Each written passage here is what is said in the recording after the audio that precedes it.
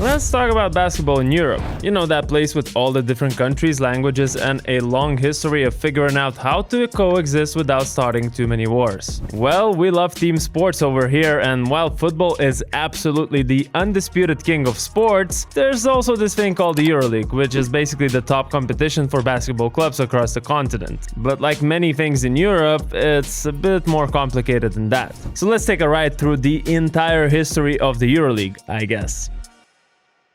It all started in 1958. Well, sort of. Basketball had been around for a while, and it was growing in popularity across Europe. We all know the Americans invented the game, but the Europeans, who were way too tall for football, were like, hey, we should do this too. So FIBA, which somehow stands for Fédération Internationale de Basketball, like where's the A in there? What are we doing? Anyways, FIBA decided that it was time to create a competition where the best clubs from each country could go up head to head. Well, that kind of sounds like UEFA's idea. The idea was very simple: take the champions from different countries, throw them in a big tournament, and see who's the best. And thus, the FIBA European Champions Cup was born. A pretty straightforward name, 5 out of 10 for creativity.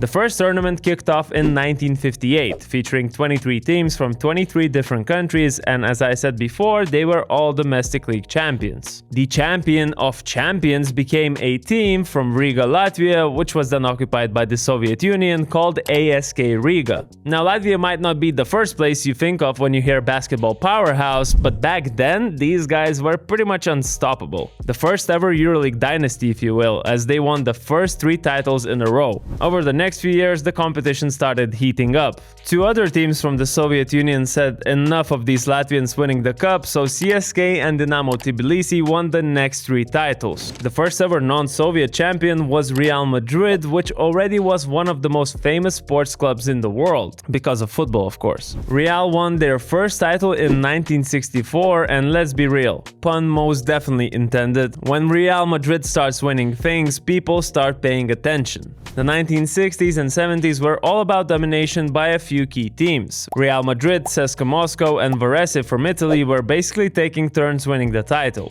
CSKA was backed by the Soviet military, which meant that they had resources and talent that the other teams could only dream of. Varese, on the other hand, was a small-town team from Italy that somehow became a European basketball dynasty, winning 5 titles in the 1970s. And Real Madrid, well, they were just being Real Madrid, winning titles and making everyone else look bad. But basketball, of course, wasn't just about winning the trophies, it was also about the style of play. In the early days, European basketball was very different from the NBA. It was way more about teamwork, passing, and strategy. You didn't have guys flying through the air and dunking on people like in the NBA, but you did have some pretty incredible ball movement and defense. And as the game evolved, so did the EuroLeague. Now let's talk about the 1980s. If you were an Italian basketball fan during this time, life was pretty good. Italian teams were dominating the EuroLeague, with clubs like Virtus Bologna, Olimpia Milano, and Cantu winning all the titles. At that point, Italian basketball was at its peak, and these teams were like rock stars in their own country. And then all of a sudden, it wasn't just the Italians having fun. Yugoslavian teams like Jugoplastika Split started to rise as well. And when I say rise, I mean they became one of the best teams in the history of European basketball. Jugoplastika won 3 consecutive titles from 1989 to 1991, which was very different and much more of an achievement than having a three-peat when the league was just starting like ASK Riga did. They had a bunch of young, talented players who would go on to have great careers both in Europe and the NBA.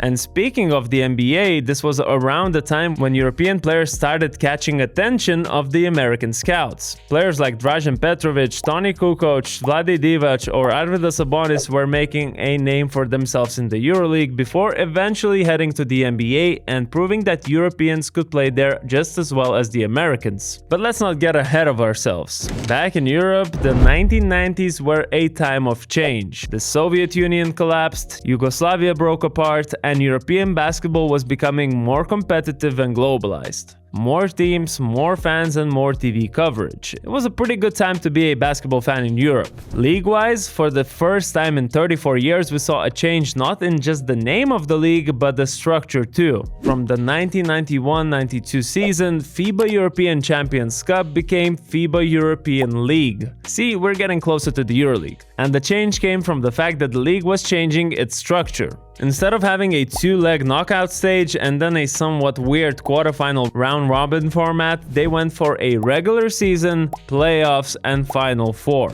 Also that same season, they expanded to 33 teams, including the teams that were not necessarily domestic champions. Hence, from a Champions Cup, we got a league. Next change of the name came in 1996, but it was somewhat cosmetic, as the FIBA European League became FIBA EuroLeague. Another thing also had started in 1996, and that was the dominance of the Greek clubs, as Panathinaikos actually won the title that year and did it with the former NBA superstar Dominique Wilkins leading the way. Then another Greek club, Olympiakos Piraeus, did it the next year and showed that the Greeks were not messing around anymore. But more on them in just a bit.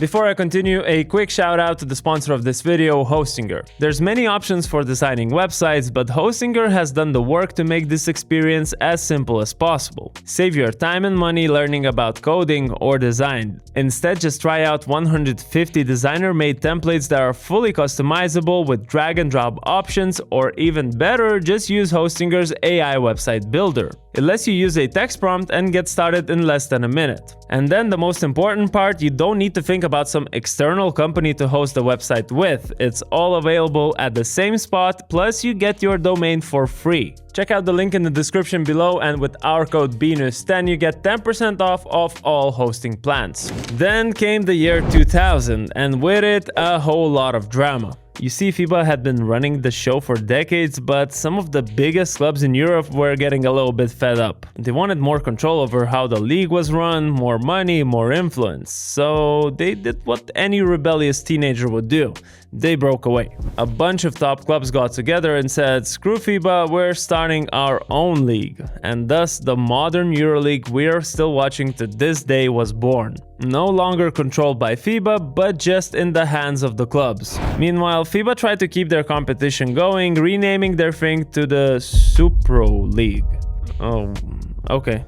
But here's the thing, when the top teams leave your league, it's kind of impossible to keep up. So after just one season of this weird split where we had two leagues, the Super League folded and the EuroLeague became the undisputed king of European basketball. Now that the EuroLeague was in charge, they started making some changes. In their inaugural season, they tried to introduce the final series instead of the Final Four. While the series between Kinder Bologna and Tau Ceramica Vittoria went to 5 games, overall it was a bit of a flop, as it attracted fewer viewers and made less revenue. Thus, they changed the format around a few more times, settling for a regular season with groups, top 16 round, playoffs, and the Final Four.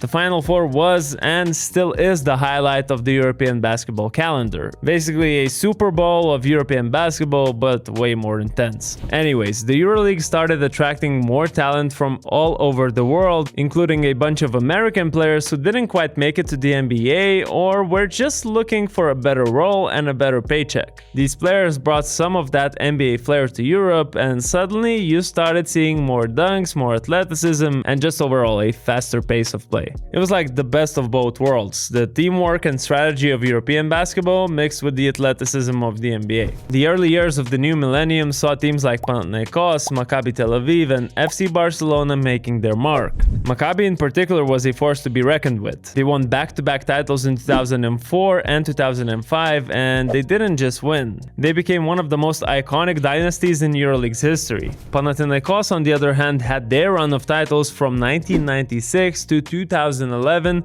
capturing 6 EuroLeague trophies in just 15 years. This was the time where the legend of the head coach Željko Obradović was really created. Generally, you could say that era for the Greens is still regarded as probably the most dominant in the league's history.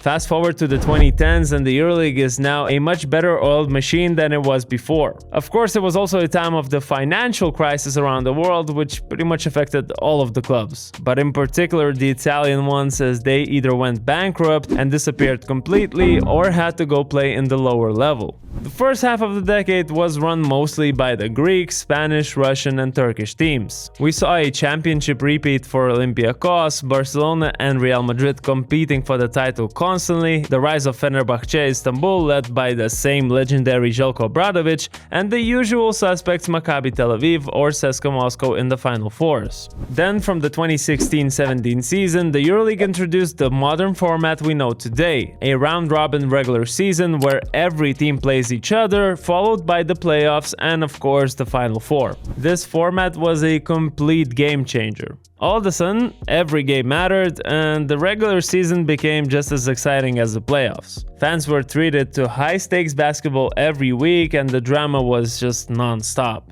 Fenerbahce's victory in 2017 was historic. It was the first time a Turkish team won the EuroLeague, and they did it in front of their home fans in Istanbul, making it even sweeter. But it wasn't just about the big clubs. Smaller teams like Žalgiris Kaunas or Baskonia Vitoria also had their moments, making the Final Four and proving that in the EuroLeague there can be Cinderella stories. The league was now a global brand signed with IMG that got a complete rework, not just structure-wise but also in terms of its looks. New logo, new broadcast standards, new everything. Pretty cool. Now we're in 2020s and let's just say things have been interesting. The decade started off with a global pandemic which pretty much shut everything down in the entire world, and you all know about it, including the EuroLeague of course. The 2019-20 season was just cancelled, marking the first time in history that the EuroLeague didn't crown a champion. Although if you asked a certain coach by the name of Ergin Ataman, he would tell you who the champs actually were. Then the league bounced back in 2021, but of course the pandemic left its mark. Games were played in empty arenas, thus some teams struggled financially. But despite all these challenges, the EuroLeague continued to deliver. Anadolu Efes, a team that had always been good but never great, suddenly became this unstoppable dynasty. They won back-to-back titles in 2021 and 2022, led by the unstoppable duo of Shane Larkin and Vasilije Micic. And of course, coach Ergin Ataman, who moved to Panathinaikos Athens in 2023 and managed to win yet another title in 2024, making him the champion coach for the last 3 of 4 teams, which really makes you think that the 2020s might be recalled as the Ataman era in the future. Finally, the 2020s have also been a decade of innovation for the EuroLeague. The league has been more and more digital, offering EuroLeague TV streaming services, and even esports have become a part of the EuroLeague experience. There were changes in the management positions, also we saw an introduction of the play-in tournament, and there's even talks about an all-star weekend in the future. But with all these changes, some things remain the same.